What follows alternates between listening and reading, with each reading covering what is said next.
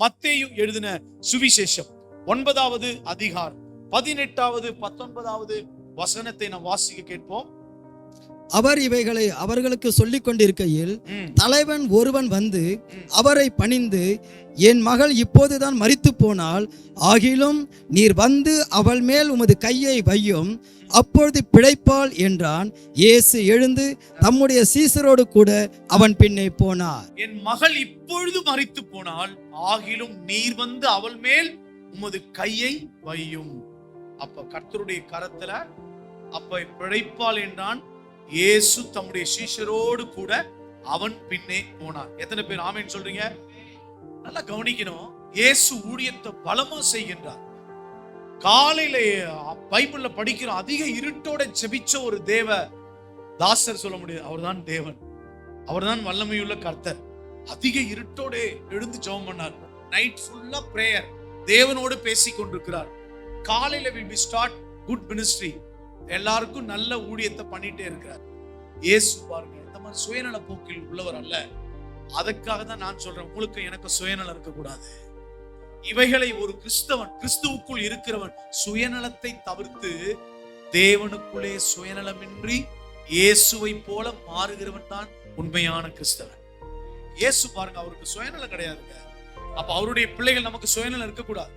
ஊழியத்தை பண்றாரு, நைட்டெல்லாம் ஜெபிக்கிறார், காலையில ஊழியம் பண்றார். அந்த இடத்துல ஒருத்தன் சொல்றான், ஒரு தலைவன் வந்து, எசப்பா தேவனே, ரபி, ரபுனி, போதகரே, என் பிள்ளை என்ன செஞ்சா? இப்பொழுதுதான் மரித்து போய்விட்டான். ஒருத்தனுக்கு சந்தேகமே இருந்தா அற்புதத்தான், சந்தேகம் தான் அற்புதம் நடக்காது.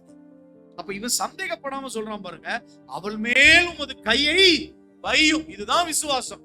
செத்து போய் கிடக்குது வீட்டுல, ஆனா வெளியில இவன் என்ன அறிக்கை செய்யறான்? நீங்க கைய வச்சா என் பிள்ளை படைச்சிருவா.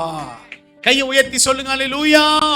உம்முடைய கை என் மகள் மீது பட்டால் என் மகள் உயிரோடு எழுந்துருவான். உடனே கேட்ட உடனே இயேசு, அப்படியா ஏங்க, இதெல்லாம் எப்படிங்க நடக்கும்? அப்படி இல்லை, கடவுளுங்க, இஸ் எ காட்.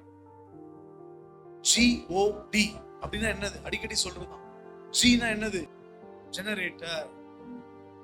அவர் என்ன செய்வாரு? ஆக்குகிறவர்.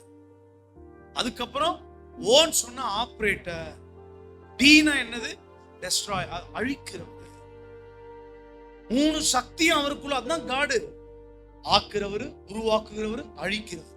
அதுக்கு அது அழிக்கிறதுன்னே ஒரு கூட்டம் இருக்கும். அது அவர்கிட்ட விட்டுருவோம்.